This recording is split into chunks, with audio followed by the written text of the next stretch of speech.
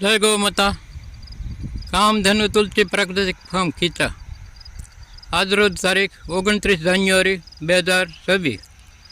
આમાં આપણે ટેટીનું વાવેતર કર્યું ને મલ્ચિંગમાં. અને આવતીકાલે 30 તારીખ જાન્યુઆરી મહિનાની કાલે તરબૂચનું વાવેતર કરવાનું છે. ટેટીને તરબૂચ બેનું વાવેતર અને એ મલ્ચિંગમાં.